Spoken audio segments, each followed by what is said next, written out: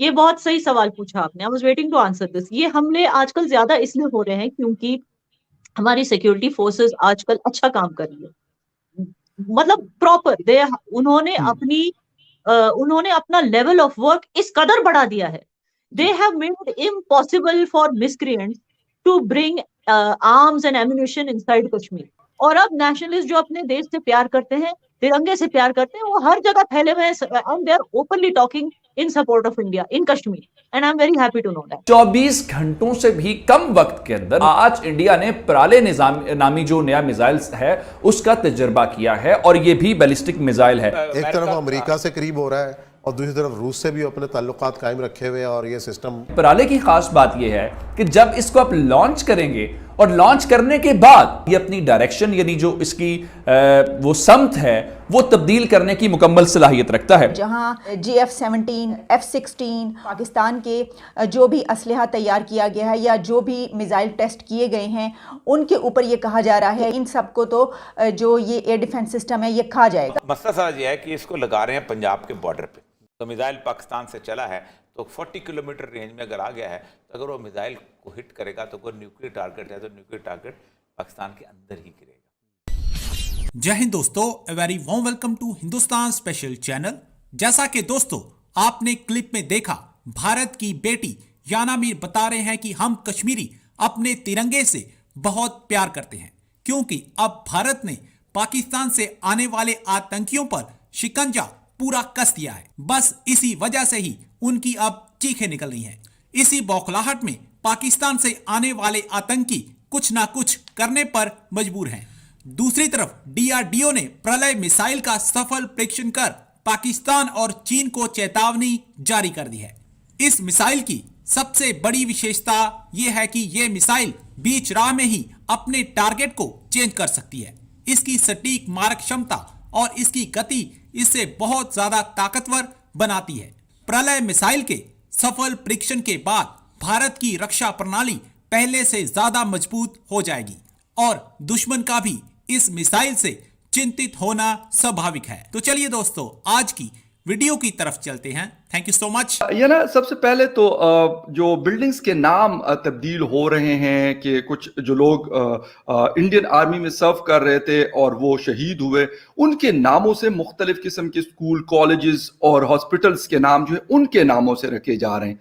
क्या रीजन है इसके पीछे? कुछ आइडिया है आपको? कुछ लोग मतलब इसको कह रहे हैं कि नहीं जी ये पहले भी होता रहता था और हमें शायद ये कुछ 370 के बाद इस तरह के कोई मतलब यूज करना चाहते हैं इन चीजों को। क्या नजर आ रहा है आपको कि मतलब मुझे तो ये स्टेप बड़ा अच्छा लगा कि हाँ जो लोग सर्व कर रहे थे और अपने सरजमीन के लिए उन्होंने कुर्बानी दी, उनके नाम से इस तरह की रोड्स और बिल्डिंग्स और ये सारी चीजें होनी चाहिए।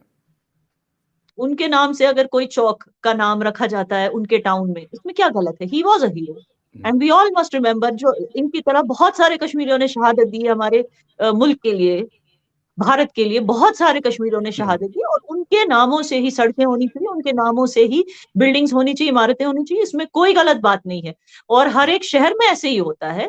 The philanthropist who work towards peace, उनके नामों से ही स्कूलें बनती हैं, कोई भी शहर हो इंडिया का। तो उसी तरह कश्मीर में भी it is high time we need to remember what our heroes did for us. तो मेरे ख्याल से इवन उनका जिक्र एकेडमिक्स बुक्स में भी होना चाहिए, नॉट जस्ट कि सड़कें चेंज होनी चाहिए नाम या बिल्डिंग्स। उनका जिक्र इवन किताबों में होना चाहिए, एकेडमिक्स सिलेबस में होना चाहिए, हर जगह उनका नाम हिस्ट्री में होना चाहिए। एंड पिछली बार मैं किसी शो में गई थी जहां हमारे एलजी साहब ने बोला था कि हम एजुकेशन में भी ये सब इंट्रोड्यूस कर रहे हैं अभी।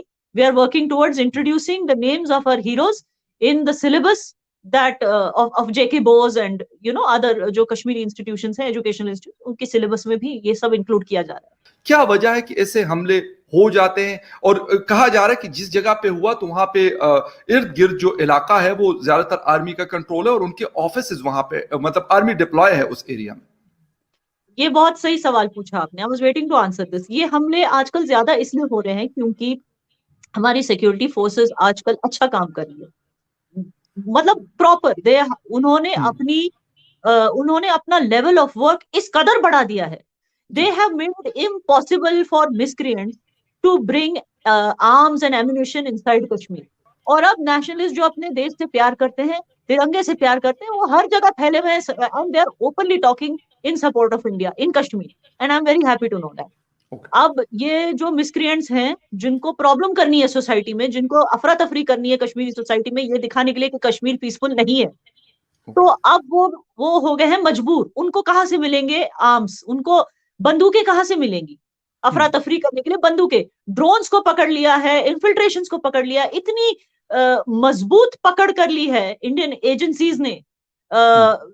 ये क्या बोलते हैं, बंदूकों को अंदर आने से रोक दिया, हवाला ट्रांजैक्शंस को रोक दिया है, जो मजबूत पकड़ ली है ना इन्होंने इन चोर चौंकों पे।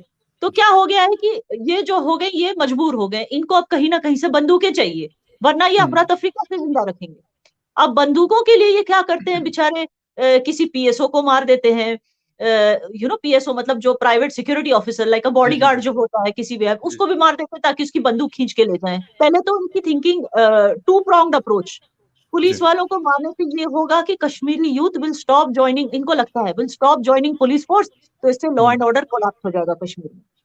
लेकिन इनका ये मकसद पूरा नहीं हुआ।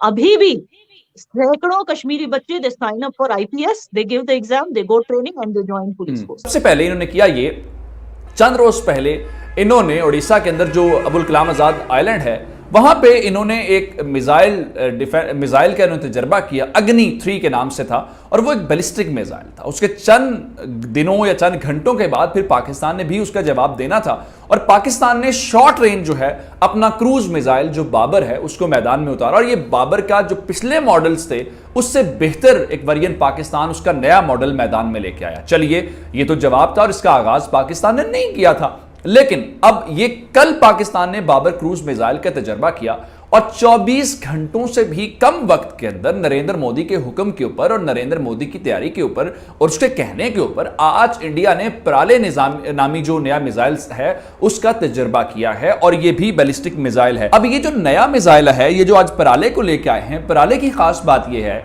कि जब इसको आप लॉन्च करेंगे और लॉन्च करने के बाद अगर आपको लगे कि आपका टारगेट चेंज हो गया है, यानी आपने किसी और जगह पे हिट करना था लेकिन अब आप फैसला ये हुआ कि यहां हिट नहीं करना, यहां हिट करना है, तो इसके लॉन्च करने के बाद ये अपनी डायरेक्शन यानी जो इसकी वो समत है वो तब्दील करने की मुकम्मल सलाहियत रखता है। और इसको जो इंडिया का डेवलपमेंट और रिसर्च का डिपार्टमेंट है, DRDO जिसको हम कहते हैं, उसने इसको डेवलप किया है। एक नया दफाई सिस्टम जो रूस से उसने हासिल किया है, और एक तरफ अमेरिका से करीब हो रहा है और दूसरी तरफ रूस से भी अपने ताल्लुकात कायम रखे हुए, और ये सिस्टम देखिए सूरत ये पहले से उनके काफ़ी सारे चले आ रहे थे, क्वाड में आने से पहले से उनके एग्रीमेंट्स चले आ रहे थे, लेकिन इसके अंदर जो सबसे बड़ी खूबी ये है कि इसका समझा जाता है कि ये अमेरिका के पैट्रियट मिसाइल से बहुत इफेक्टिव है। एक तो ये है कि ये तकरीबन 61 अपना ये जो 40 किलोमीटर रेंज है इसकी, उससे दूर अगर कोई टारगेट हो तो इसको देख लेता है, और फिर इसके 12 लॉन्चर्स हैं जहाँ से ये एकदम जो हैं उड़ते हैं और वो जाके उसके अपने टारगेट, मतलब अगर मिसाइल आ रहा है तो ये इसको हिट करता है, वहीं से उसको गिरा देता है। ये अगर अब मसला सारा ये है कि इसको लगा रहे हैं पंजाब के बॉर्डर पे, लगाया भी जाता है अपने बॉर्डर के। फॉर एग्जांपल ये अगर अमृतसर में लगा हुआ है तो मिसाइल पाकिस्तान से चला है तो 40 किलोमीटर रेंज में अगर आ गया है तो अगर वो मिसाइल को हिट करेगा तो कोई न्यूक्लियर टारगेट है तो न्यूक्लियर टारगेट पाकिस्तान के अंदर ही गिरेगा।